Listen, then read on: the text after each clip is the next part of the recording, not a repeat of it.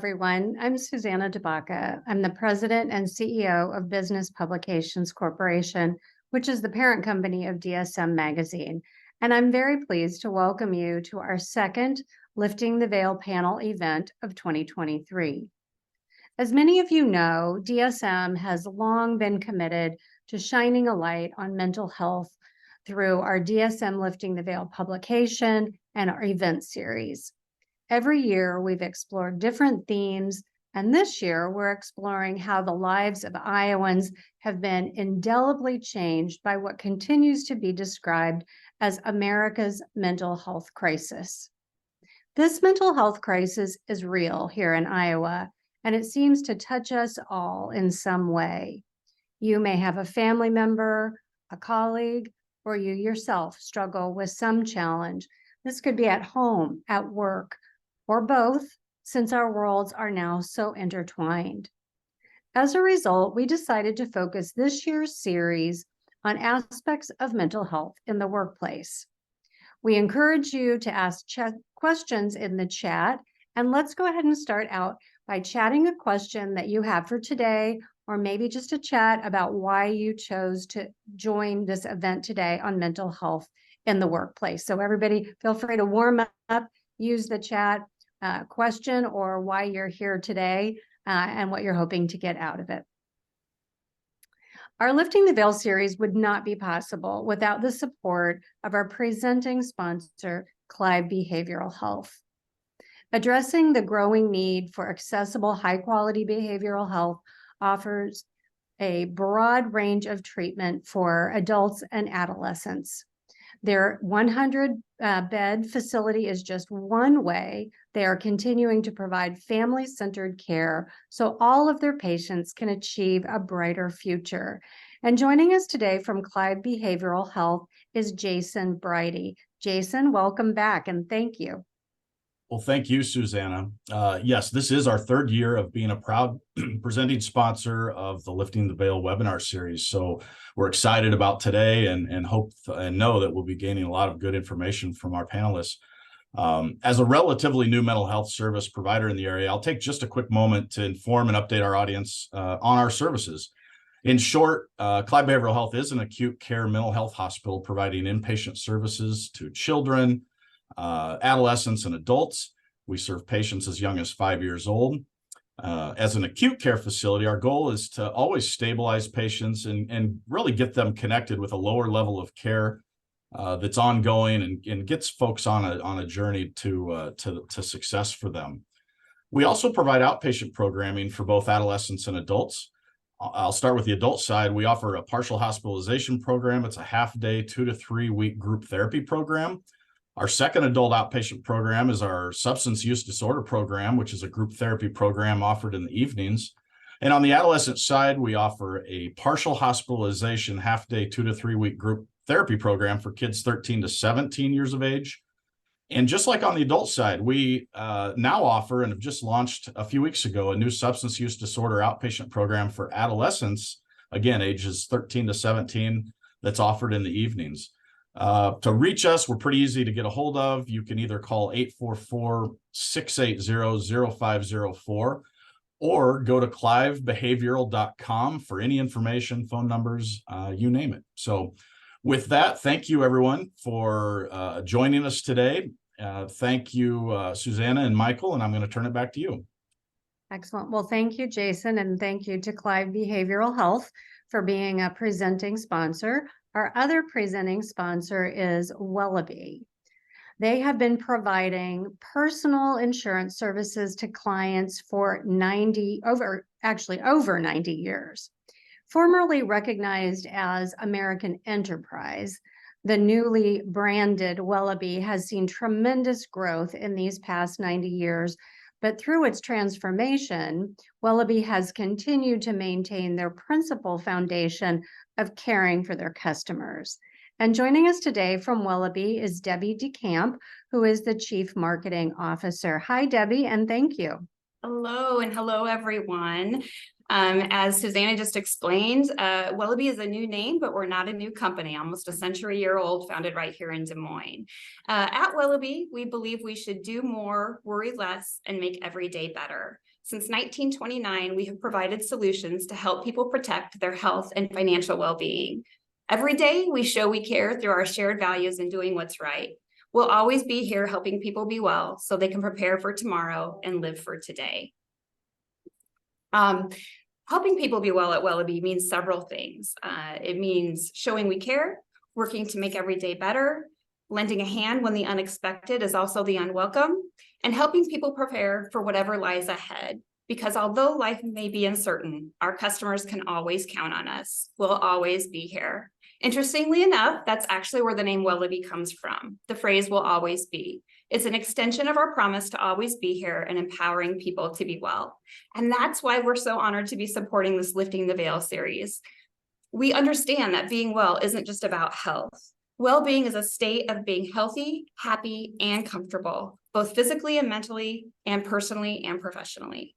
I want to thank DSM for the opportunity to bring us all together to discuss how we can better support our teams and create strong workplace cultures that are healthy. I also want to thank our panelists for sharing their expertise with us today on such an important topic. And with that, I'll say be well. Thank you, Debbie. Thanks to both Clive Behavioral Health and Wellaby for your continued support of the Lifting the Veil initiative. We truly appreciate it. We also want to give a big thank you to our supporting sponsors, Delta Dental of Iowa, Employee and Family Resources, Easter Seals of Iowa, and Optime Behavioral Health Services, and to our sustaining sponsor, IMT Insurance. We're very grateful that so many organizations in our community not only recognize that mental health in the workplace is an issue that we need to address, but actively support this conversation. We're grateful for the support for this important topic specifically, understanding mental health in the new normal workplace. You might be saying, what do you mean by new normal? But that's sort of our post-pandemic reality. We're going to be exploring what that is, but there's really no question that mental health is front and center for employers these days.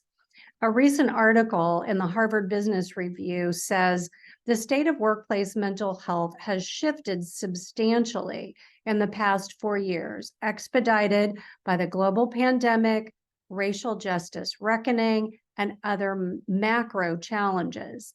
Employers have made noteworthy gains since then by providing expanded benefits, meditation apps, mindfulness programs, mental health days, and awareness campaigns.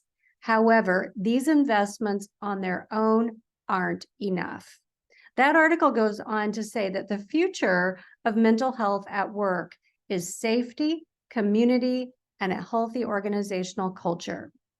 And while that sounds really simple, it's not. Meeting these challenges can be very difficult for employers and can also be challenging for team members who are struggling. So with that, let's get started. Before we start, I want to introduce Michael Moraine, and I'd like to thank the DSM team who works to create and execute this series, along with the BPC colleagues who have a hand in the publication and events. I'm thrilled to tell you about Michael Moraine, who's our still kind of new DSM editor. He started earlier in the year. He's going to be moderating today's conversation. He is not only attuned to arts and culture in Des Moines, but he is also very keenly aware of social and health issues that affect the quality of life for all, including mental health and health access. So welcome, Michael, and I'm going to turn it over to you. Thanks, Susanna, and thanks to all of you for tuning in. I'm really looking forward to this session. As a journalist, I'm always eager for an opportunity to ask questions of experts who know a lot more than I do about a lot of topics. I will tell you, Susanna mentioned that article from the Harvard Business Review, and that's just one example of lots of ways the world is shifting its attitudes about mental health and mental illness. And I think we are seeing progress in just how open more people are to talking about it. So it's events like these that just help people know that they are not alone and that there are other people, professionals and coworkers and family and friends who are supporting each other as we all try to figure this out. So we're going to just jump right in. with some questions for our panelists. And if you joined us this spring for our session, we took that opportunity to ask some researchers and mental health experts to really take the pulse of shifting attitudes about mental health 3 years or now 3.5 years after the pandemic, and how people's attitudes about work and mental health in the workplace have shifted. So now that enough time has passed since the pandemic, we're starting to collect data, and there's a deeper level of research, and we all have more anecdotes to help us shape how we think about work in the 2020s. So our panelists, we have a great lineup here. And just for the panelists' sake, we will go in the order that you are announced for that first question. So we'll start with Chris Holby, who is an outpatient services manager at Clive Behavioral Health. Welcome, Chris. Then we will hear from April King, Vice President and Chief Human Resources Officer at Wellaby. Then we'll hear from Vanessa McNeil, a life coach and speaker. Then we'll hear from Megan Simpson, the Director of Behavioral Health Services at Unity Point Health. And finally, Brianna Young, who is the Clinic Administrator of Behavioral Health at Mercy One. So Chris, you are up first. You get the sweet spot here. 3.5 years after the pandemic started, what do you think has changed the most about how people feel about their workplace, however they define workplace in 2023? Go for it, Chris. Well, thank you. Thank you also for allowing me to be here. I think one of the things too, I mean, so I'm new to this, and so I kind of asked around, just kind of to see how other people felt. And, you know, the thing I think I came up with is because they were no longer in the workplace, I mean, once they came back to it, I don't think they felt quite connected. You know, there was a lot of relationships that, you know, were severed that, you know, I mean, you could keep up through media, but, you know, the interaction personally is a big deal. So a lot of people felt that because of not being in the workplace, they felt expendable. They felt that they could be replaced. And it gave them a sense of insecurity. Also, they didn't feel quite as loyal. The loyalty factor was one of the things I heard, that they didn't feel quite as loyal to where they were currently employed. And even coming back, that they just never quite recovered from that. That it's been just an ongoing process, trying to reconnect and kind of find their footing again. And so, you know, as we know that also, you know, people being out of the workplace, you know, cause a lot of other issues too. I mean, people dealt with depression and all kinds of things. So those are some of the things that I took away. And people felt that, you know, the people started looking for employment elsewhere. You know, like I said, the loyalty thing, they just didn't feel quite as loyal to where they were at. And I think they felt that the company or corporation where they're at was maybe not quite as loyal to them either. All right, Chris, thank you. April, what's your take on that question? Yeah, I think it's still such an independent answer to the person. There are companies that don't have an office to return to. So I would think that those folks, their answers would vary from those that have an in-office option to go to. It's interesting, right? Because we've been through it. We've seen this life cycle of being forced to go home or to go to work in uncertainty, right, for our essential workers. And then we've seen forced return to work mandates or unclear hybrid expectations. And now I think we're finally seeing some stabilizing on work locations.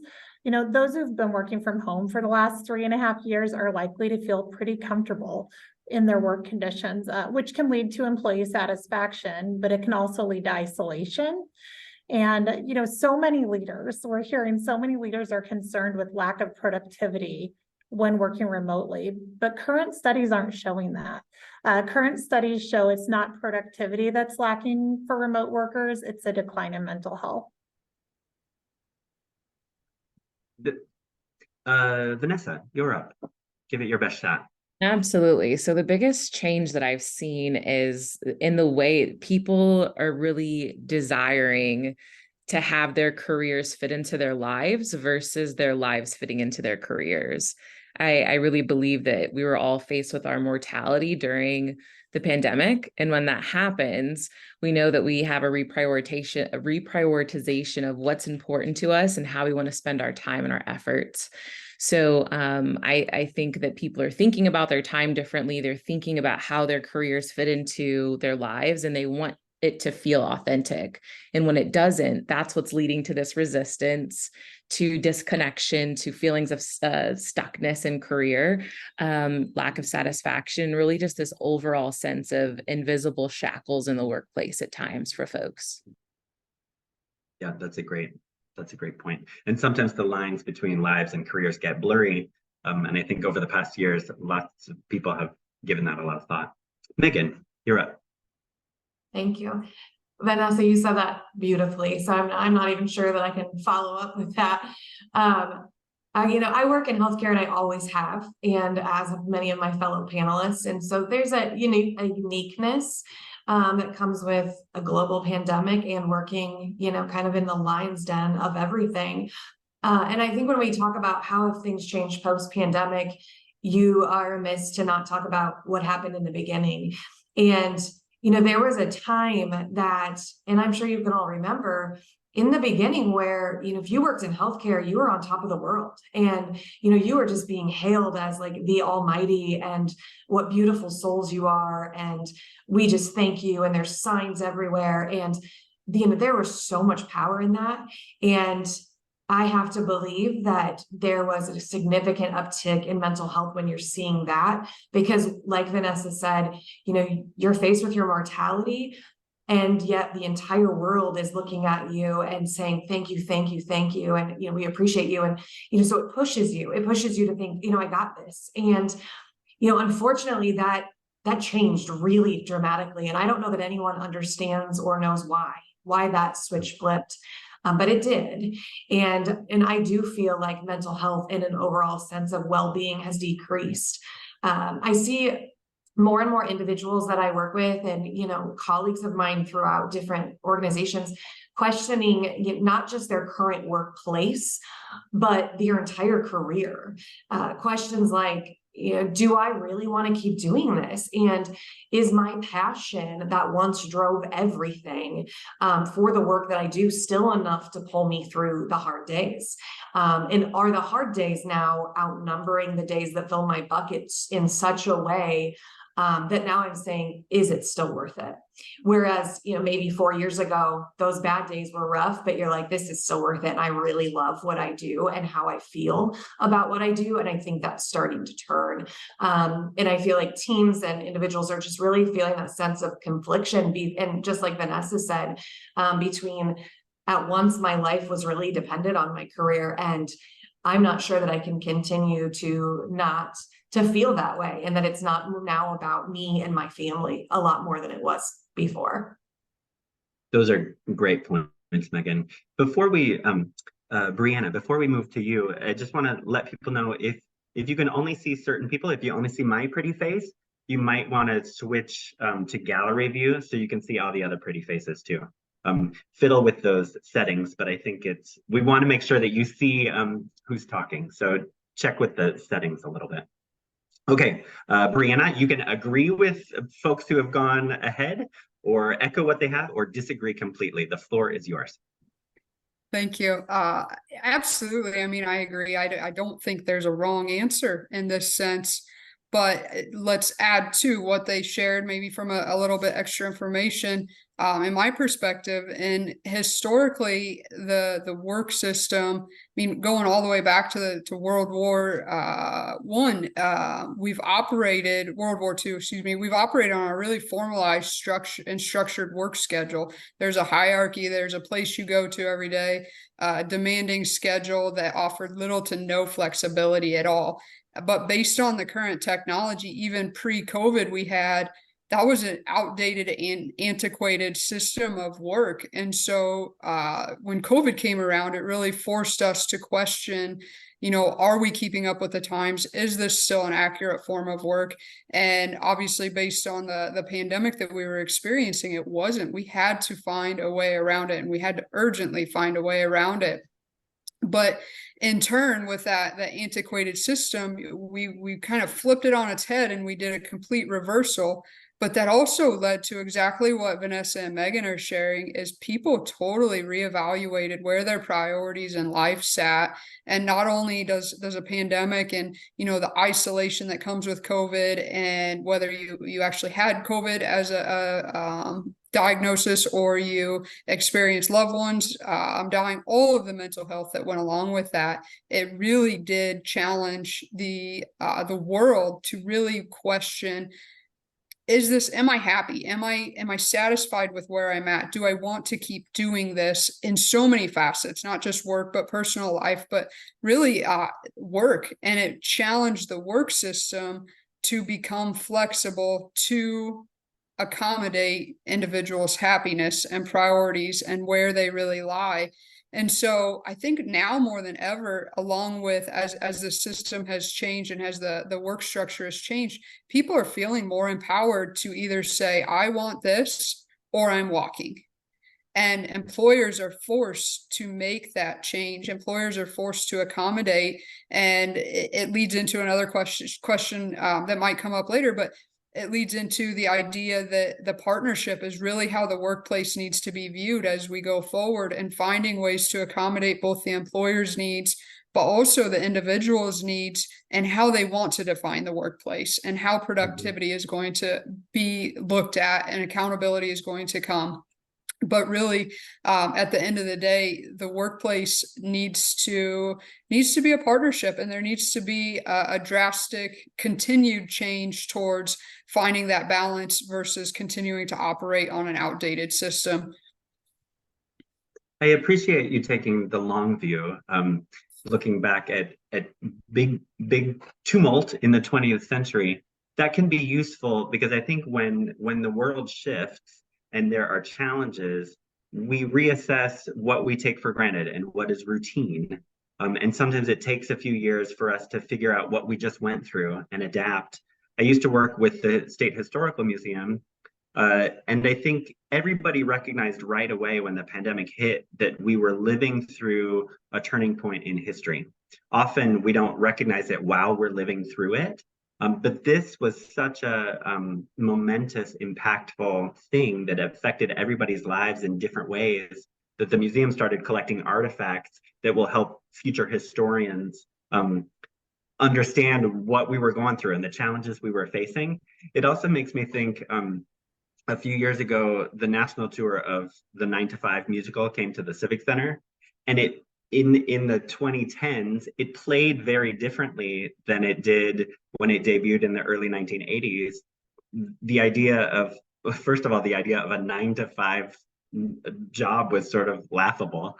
But there'd been such tremendous shift in women in the workplace. And sometimes it takes a while for our hindsight to catch up. So I think we're in that moment where people have really reassessed what matters to them, what they took for granted before, what their routine looks like. All of those points that you all bring up in very eloquent ways are playing into this big puzzle of what it means to work, especially in the Midwest, where we pride ourselves on a really strong work ethic. So much of our identity is tied together with how we work and how hard we work and all the time we put into it. So I do not envy all of you in your careers, because you're trying to solve some really hard things. I want to move on. I want to move on to another question. You said it, you laid such a great foundation for this discussion. I want to move on to sort of a basic question, but I'm curious what you all think about it. How much does it really matter if coworkers work together in person, regardless of the job? In terms of mental health, does that really matter that people are together in person? And I'll open it up to the floor. Anybody can take it if you want. Just wave, or I'll call on you, teacher style. Yeah, Megan, go ahead. So I can appreciate this question, and I think the answer is there is no answer to that question. Because, and I can't remember who said it earlier on the panel, but it really comes down to who is on your team, what type of team. I like to be in person with my team. I like to see the whites of their eyes in a person. I think it feels different, but I also fully recognize that I'm an extremely extroverted individual, and I gain so much energy and just all of the joy from being in the room and feeling it.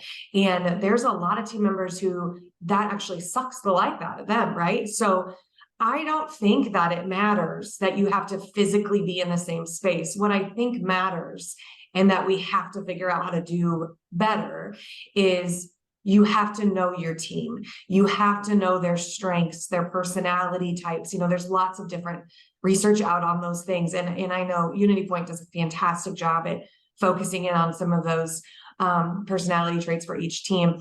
I think understanding those and making sure that whether it's like what we're doing here on screen or in the room, that the connection feels intentional, and that what you're doing together is, you know, you currently have my full attention, and you can tell, right? You can tell when people are doing other things while they're on the cameras and things like that. So I don't want to say that I think it doesn't matter, but it can very much matter to specific types of people. So you have to be intentional and pay attention to the needs of your team.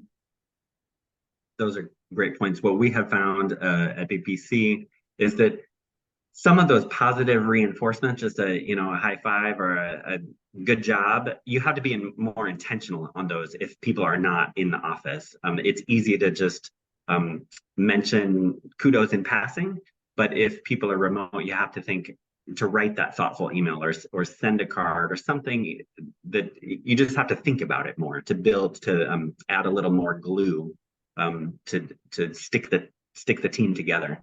Anybody else want to take that on? Chris, go ahead.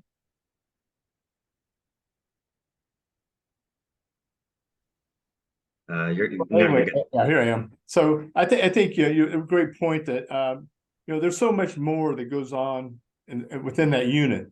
I mean, it's just living life together. You have people that you share your not just within the confines of the office or where you're working at, but you share your life with.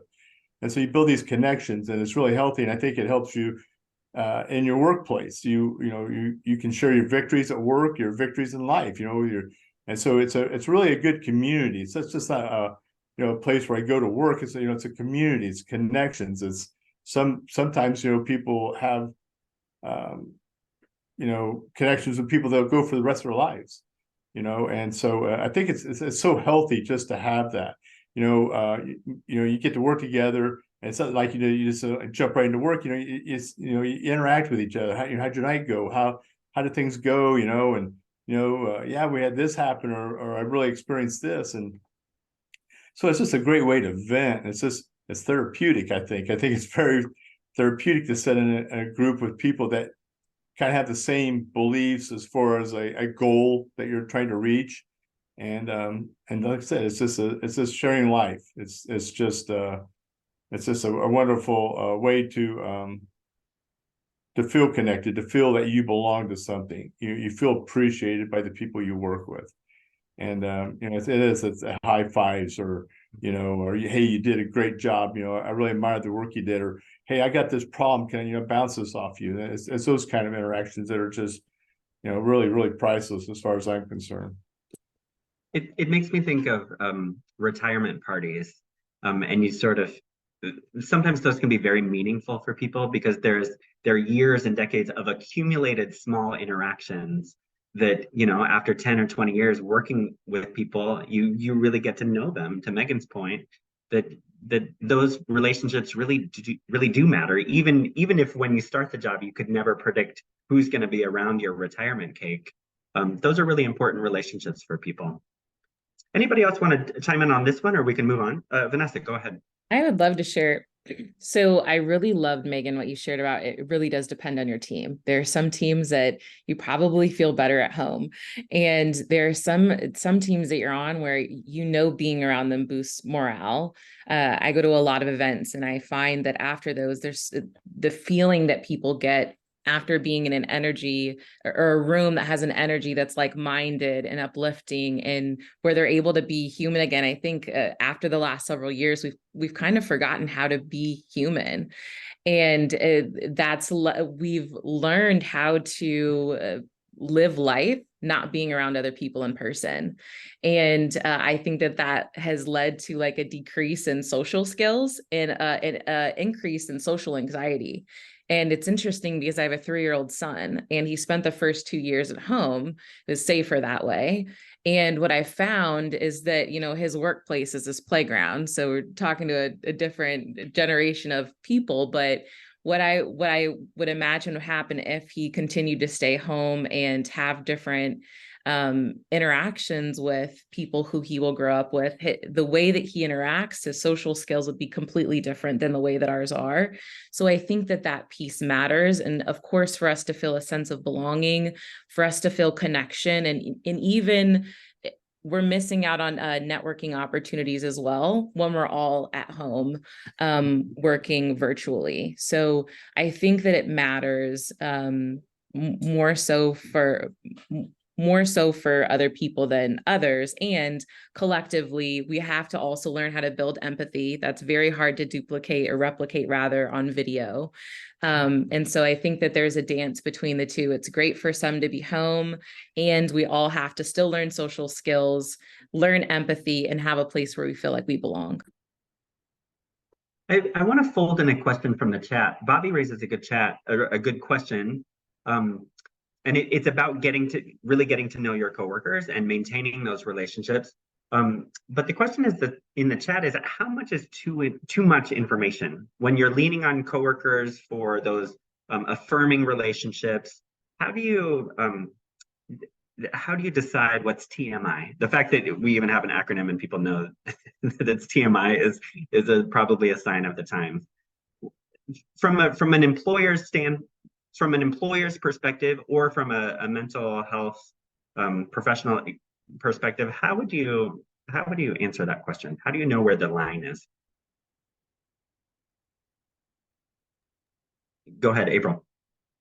I'll try to take this one. It's a really good question, Bobby, and it's a really hard one to answer. So my initial thoughts are, what's the culture of the work environment that you're in? What is the safety standard? Have you created a safe space for people to share things? Likely, if you have created a safe space for people to discuss things like their brain health, how they're feeling, Vanessa mentioned empathy, then you've probably also created the space where you can say to your coworker, I feel like we're bordering on too much. Because really those safe spaces are created in those moments of human connection that can be in person or remotely, but really asking the right questions and then also knowing what resources your organization has available, because I'm not a mental health care provider. I work in human resources. I care about the person, but I'm not equipped to diagnose them. Right. So I think knowing what resources are available too. So if someone's teetering on oversharing from a standpoint of I'm worried about their health or their safety, how can you redirect the conversation and explore options through an employee assistance program? But I think a lot of it depends on the culture created in your work environment. April, to follow up on that, how we have all kinds of folks tuning in, some employees and some employers and some who are obviously both.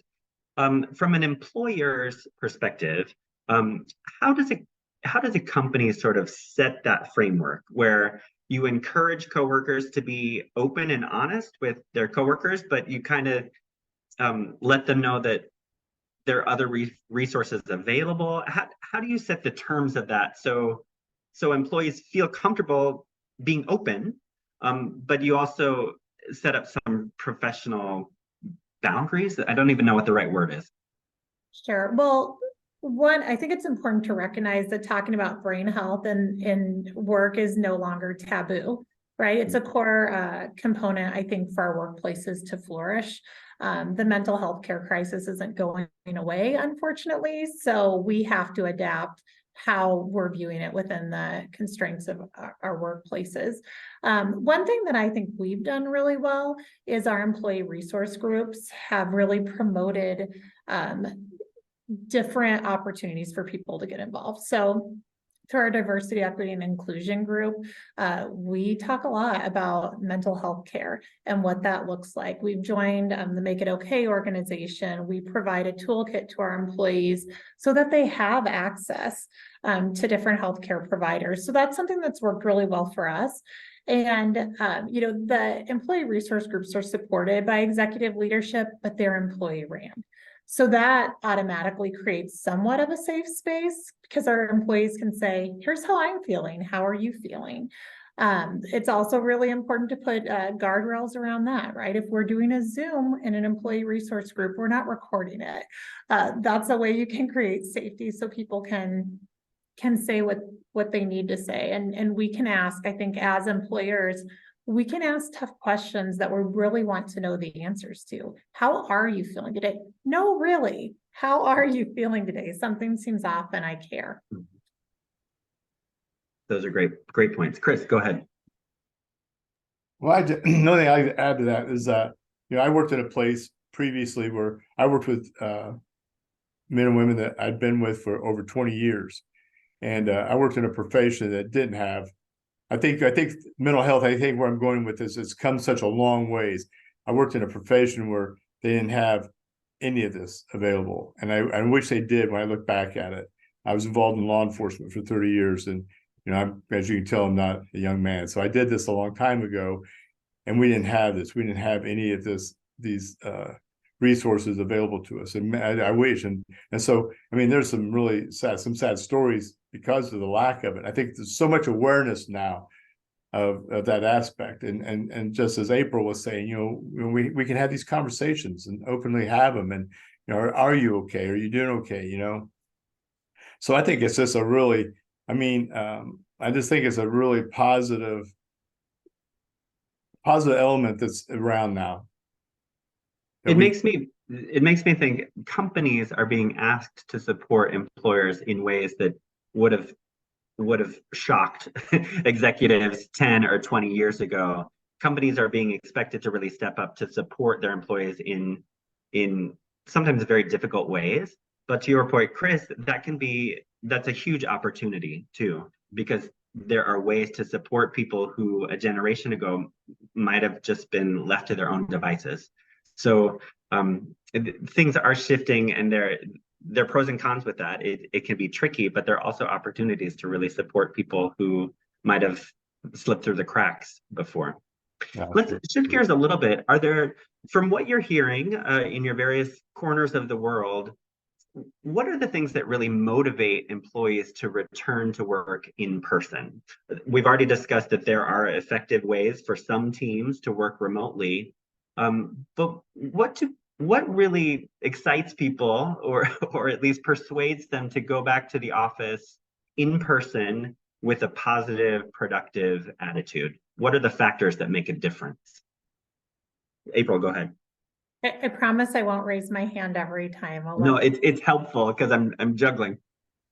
I think the number one thing that motivates employees to return to the office is feeling like it actually makes a difference if they're in the office. If it's the same old, regardless of work location, that's not very motivating.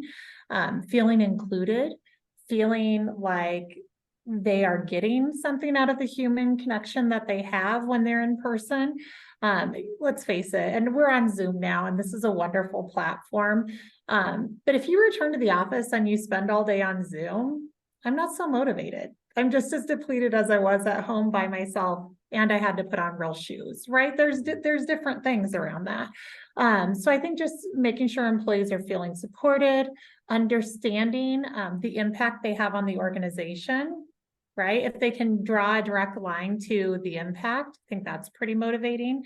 And just a reminder to employers that perks are just that. They're just perks. Employees want a fun place to work, sure, but who says their house isn't fun?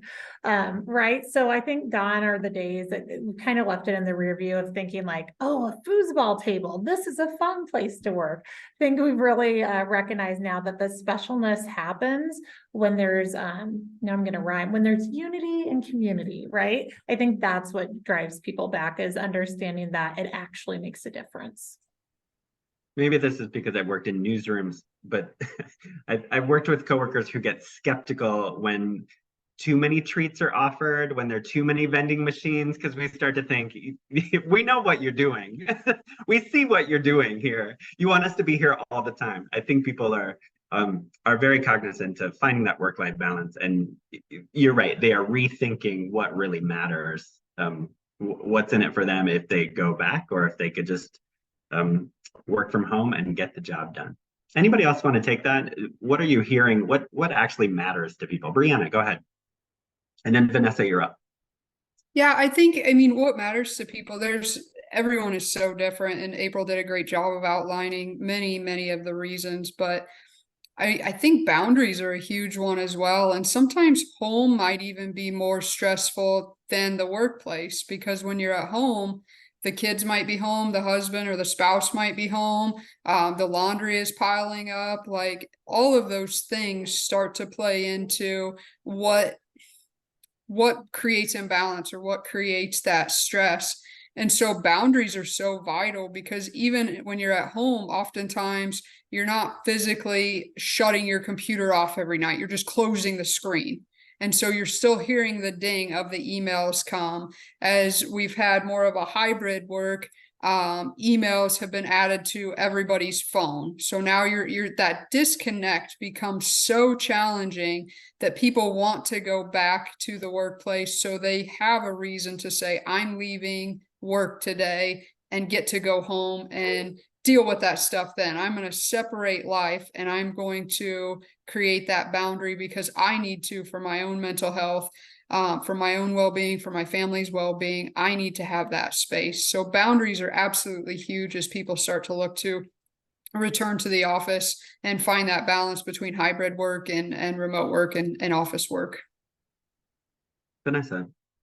It was interesting. There's a study by Microsoft that found that employers would be motivated to go back to the office if they understood that they could rebuild relationships with their team members. And they also knew that their team members who they work with directly would be there.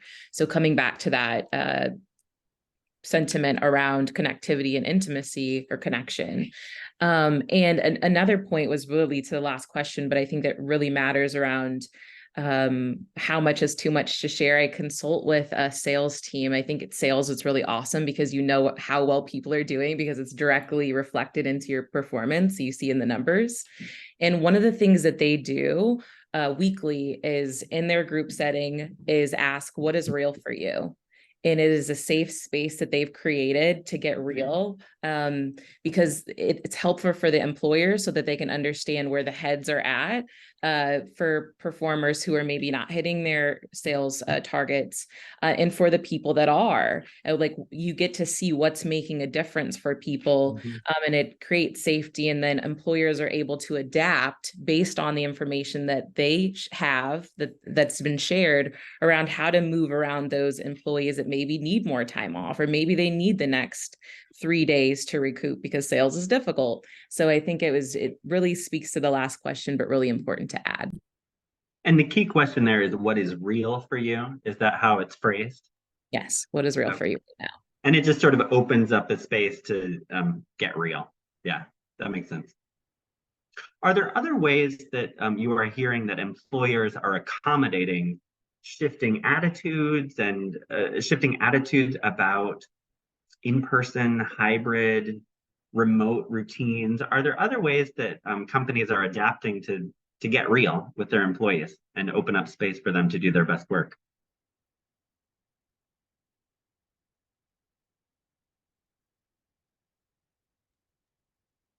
Maybe not. Brianna, go ahead. Sure. No, I think, how their they're accommodating or they're creating these situations. Again, it kind of goes back to there's not a one size fits all. It's very much a collaborative and partnered event to try and make what works. What does your company, what's your target population? Who are you serving? What does the work look like? And what are we able to allow? What are we able to offer? What are we able to do to make this? It's kind of like all those vending machines you talk about, right? How can we create vending machines outside of work, or how can we create vending machines inside of work, theoretical vending machines, to draw people back in and finding that balance? But a lot of it comes back to is, what do these employees want? What is the majority of employees want or need in this industry to be successful? But along with that is setting strong expectations and accountability for what that looks like. Maybe offering 2 days, you need to come in for 2 days a week into the office, but we don't care what day they are, or to the extent of when they are, maybe during business hours, you might say, but we want you in 2 days a week, but the other days you can come or you can stay home, whichever is your work preference style. So we kind of start modifying things a little bit, even as we're bringing on these new hires and trying to acclimate them to the system. I talk a lot about, as I hire people for our outpatient therapy group, therapy, so often mental health therapy can be done remotely. A lot of the Zoom is there, but I also set the expectation early on that for the training period, I need you to know who your coworkers are. I need you to know who you can go to ask questions. I want you to feel like there's some genuineness in the connection. Know whether, so-and-so has a humorous attitude or so-and-so has this, but you miss so many of those connections if you aren't setting some expectations early on and helping people adjust and acclimate so that they can be successful when it's their turn to go hybrid, when it's their turn to go remote. That seems like wise advice as you are building those relationships. So for new hires, it may be really useful to have them come in and absorb the culture and get to know people face to face. And then once you establish a little bit of rapport, then maybe it makes more sense to shift to hybrid situations. I think that makes sense to me. Anyone else want to tackle that? Also, for viewers, if you have, if any of this discussion has prompted questions, feel free to jot them in the chat. We still have a little time to tackle new issues that we haven't already addressed. I wanted, if we switch perspectives a little bit, from those of you on the panel who are providing mental health care, what kinds of things are you hearing from your patients about how they feel about work? You've been in your careers long enough to sense some patterns, I expect. Are people feeling overwhelmed? Are they feeling like they're hitting the right balance? In terms of that elusive work-life balance, are people hitting it, or are we way out of line? Megan, go ahead. I think that's a fantastic question. And, I'm going to be the devil's advocate a little bit, I think. But Vanessa brought something up earlier when she was talking about social skills. And, and I was so grateful to hear April say that she feels like gone are days that mental health is, taboo. I think that mental health continues to be just as taboo as it has been for the last 5 years. I think it shows up uniquely in some spaces, and I think that's beautiful and wonderful. I think it is still alive and well that your loyalty or your commitment is based on your ability to shoulder the really hard stuff. And if you do say, wow, this is hard, this is so hard, and there's still very much fear that you are now not as I don't know if you're not as successful, or you're not going to get the same opportunities as those who are likely still not fine. The word fine essentially just drives me crazy because I think it's a cop-out. And I know that most people believe that, that if an employer comes to you and says, Michael, how are you doing? Like, that was a really rough situation, or, you made a strange comment on Zoom and I just wanted to check on you. And you say, oh yeah, I'm good, I'm fine. And I say, cool. One, that's me as an employer being able to avoid having a really difficult conversation. And I think that Zoom and Teams and all the things, like Vanessa said, has also created a way for us to avoid difficult conversations. It's also allowed us to say and do some really ridiculous things about people and to people, with little to no accountability. Whereas if I sat in the room and said that directly to your face, it is most certainly going to be addressed differently. I really worry about mental health in the workplace with, I think that you have to find a way to meet people in the middle. So I'm certainly not saying that virtual is not okay, because I just told you, I think you have to figure it out. But I think it's causing more drift, and I think it's easy for us not to dig in because it's an uncomfortable question. And in some people, you know, I'm a mental health provider, it's my passion in life. So if somebody tells me that they're okay, I'm gonna be like, probably not, I'm gonna dig into that. But other individuals that I work with would not feel comfortable having those conversations. So if you say I'm good, I'm gonna ignore the rest of that, and we are gonna move on. So I think that we're getting better at hiding mental health. I think we're getting better at addressing those really, I'm going to say the word obvious symptoms. Because when somebody like just completely comes in your office and falls apart, you see something, right? But those people that we hear just say, I'm okay, I worry about, even in the school settings as well. It's just easier to avoid the topic of mental health. And with the way in which social media exists in our community, in our I shouldn't say community, in our nation, you just can't get away from it. You can't get away from the ugly. And I think we have to show up better. And I do think we still have a ton of work to do on making it okay to talk about mental health in the workplace, and frankly, having somebody available to talk about mental health in the workplace.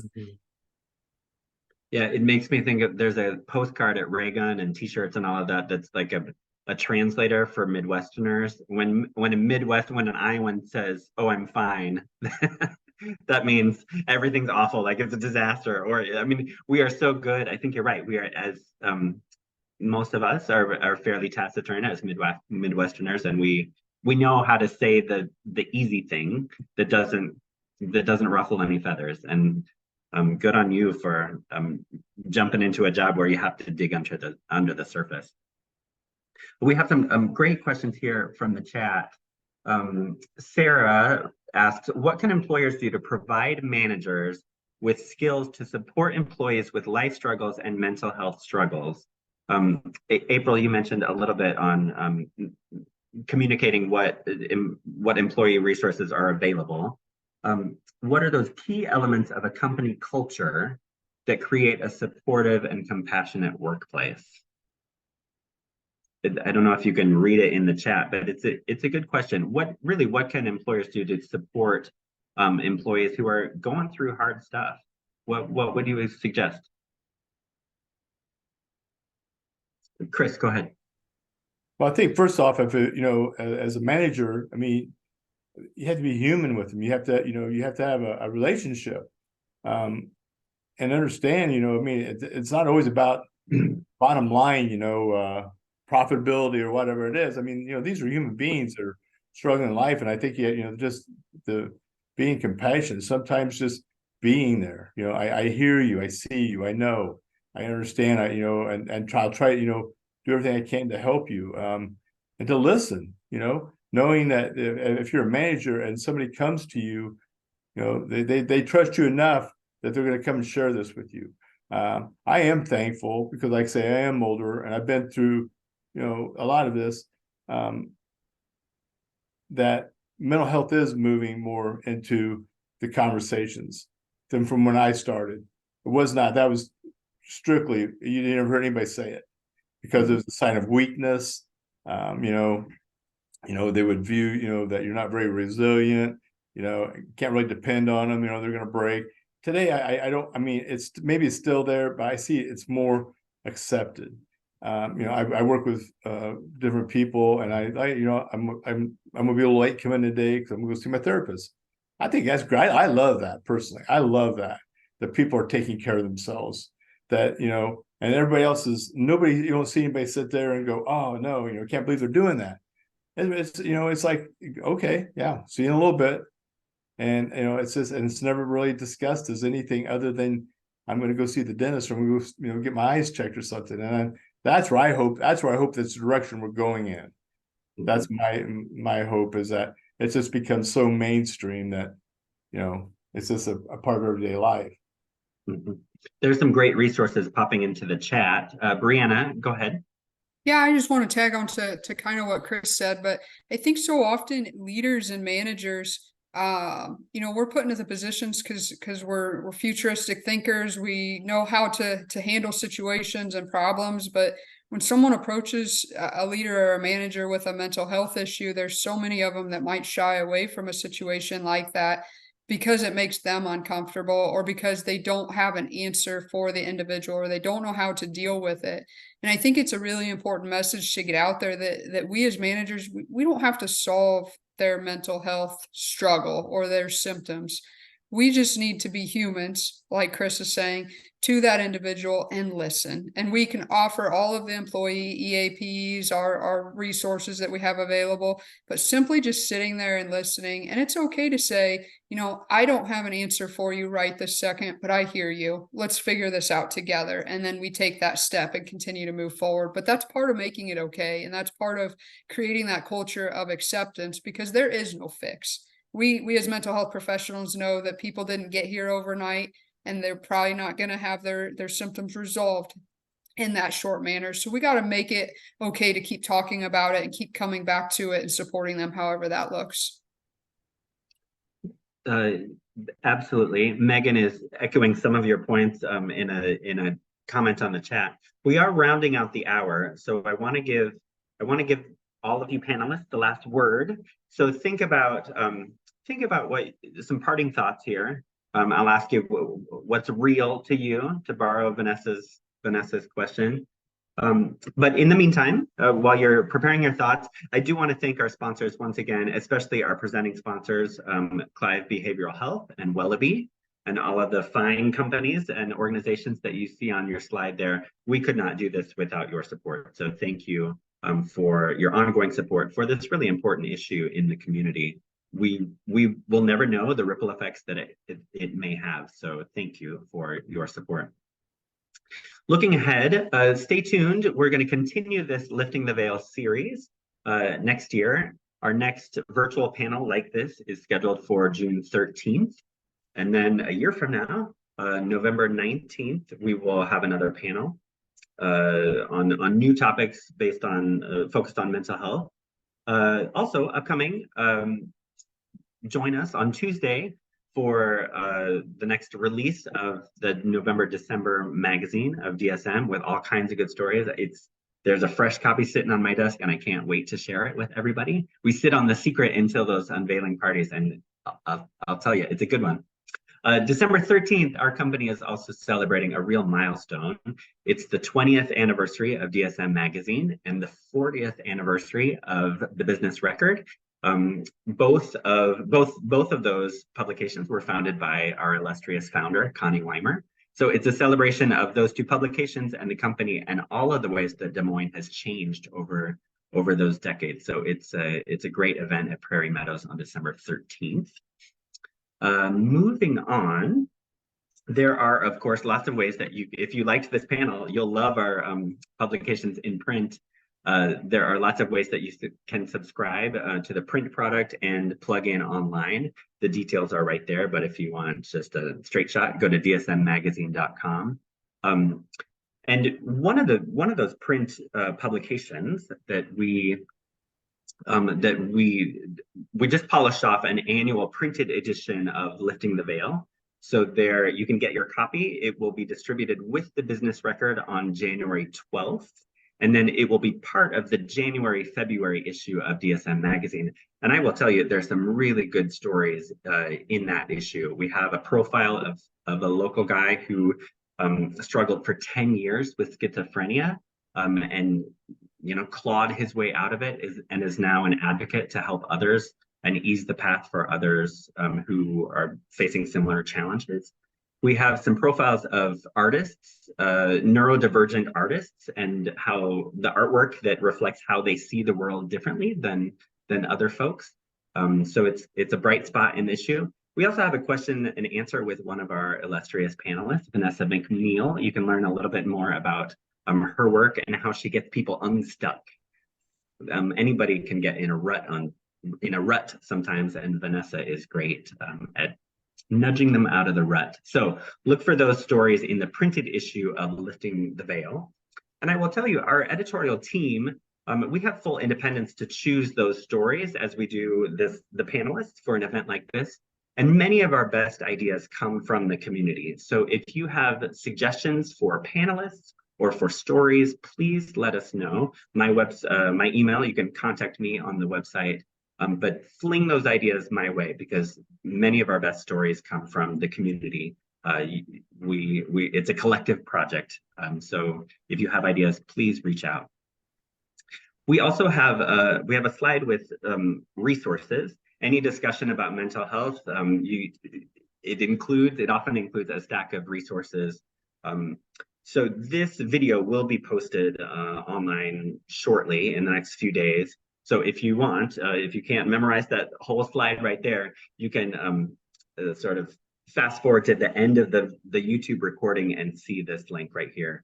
So many of the organizations that from whom we've heard today, they are listed here, and there's no shortage of resources from professionals and people who know what they're talking about. So there are some. And I think with that, we will round out the hour. We want to be respectful of people's time. So I'll give everybody one last chance to kind of give us some parting thoughts of hope or caution, whatever you want. We will go in reverse order. So Brianna, let's start with you. Brianna, Megan, Vanessa, April, and Chris. Yeah, I think the parting thoughts would be, don't stop talking, don't stop learning, don't stop asking questions, whether it's of your employer, if you're a manager, your next up, like always be going to the next person. As soon as we stop talking, we contribute to the stigma. Keep talking, keep asking questions, and keep moving forward. Thank you very much, Brianna. Megan. I would echo everything that Brianna just said far better than I ever could, and just add that just be nice to each other. And if you feel like someone's not doing well, they probably aren't. And so take a minute to just ask a question. If you see not kind things happening, say something about that, because you don't know what will make a difference. Vanessa. I would say that we have a long way to go. And if we could just remember that people want to be seen and felt and heard. And I think Susanna asked this earlier, like, what is who's responsible for, how much responsibility is for the employer? How much is it on us? Like, right. So I think it's for employers listening, the health of your company is in the health of your employees. And also, if we want to live a big, bold, authentic life, we have to do our own work too. So I think there's a long way to go, but there's still hope because we're here. All right, April.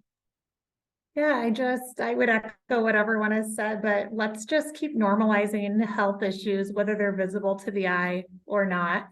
Put brain health in that same category of need as physical health, and remember that it's up to all of us, right? It's not up to us to fix ourselves. It's not up to our employers to fix us. That's not a thing. Feelings are real, and we need to honor that. And if we can normalize those conversations, I think that'll help to move us forward. All right, Chris, round us out.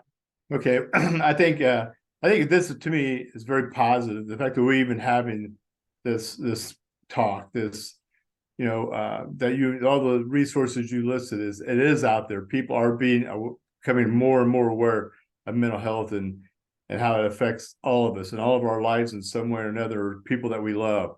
And so Megan said it, just take a minute. If you see somebody, take a minute. Just pause your busy day. Take a minute and sit down with them, and just, if anything, just sit there and be an ear and listen. Thank you.